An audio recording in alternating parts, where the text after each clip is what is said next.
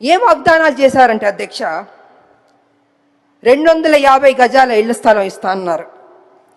ఆ ఇళ్ల స్థలంలో ఇల్లు కట్టుకోవడానికి 5 లక్షలు ఇస్తా అన్నారు.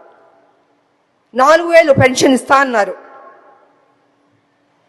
10 లక్షల హెల్త్ ఇన్సూరెన్స్ ఇస్తా అన్నారు. ఉద్యోగం ఇస్తా అన్నారు. ఇలాగ అనేక వాగ్దానాలు చేశారు అధ్యక్ష. నాకు నిజంగా చాలా సంతోషం అనిపించింది అధ్యక్ష. కానీ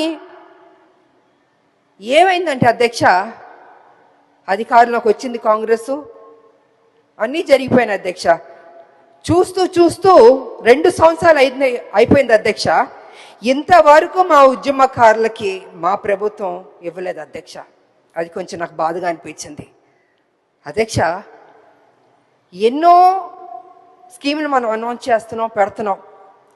మా ఉద్యమకారులకు ఫస్ట్ ప్రయారిటీ ఇచ్చి చేస్తుంటే, ఏదైతే మనం కదా చెప్పాం ఉద్యమకారులకి ఇల్లు ఇస్తా అన్నాం, పెన్షన్ ఇస్తా అన్నాం, ఆరోగ్యం గురించి హెల్త్ ఇన్సూరెన్స్ ఇస్తా అన్నాం, ఉద్యోగం ఇస్తాను, ఇలా అన్నీ మనమే కొంచెం చెప్పాం కదా అధ్యక్ష. అవన్నీ చేస్తుంటే ఆన్ టైంకి ఫస్ట్ ప్రయారిటీ ఇచ్చి ముందే చేస్తుంటే గౌరవంగా ఉండేది అధ్యక్ష. ఇవాళ పరిస్థితి ఏమైందంటే అధ్యక్ష, ఉద్యమకారులు అడుగుతున్నారు, అయ్యా మీరు కదా మాకు ప్రామిస్ చేశారు, ఏమైంది అని వాళ్ళు చాలా గౌరవంగా మర్యాదగా ప్లీజింగ్గా అడిగారు అధ్యక్ష. కానీ నాకు తెలియదు అధ్యక్ష, ఎందుకు డిలే అయిందో నాకు తెలియదు అధ్యక్ష. ఇవాళ కమిటీ వేస్తానని కూడా అని చెప్పారు.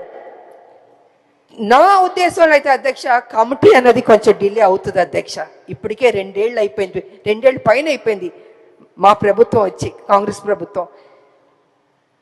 తొందరగా వాళ్ళకి ఏం మనం వాగ్దానం చేస్తే బాగుంటుందని అధ్యక్ష.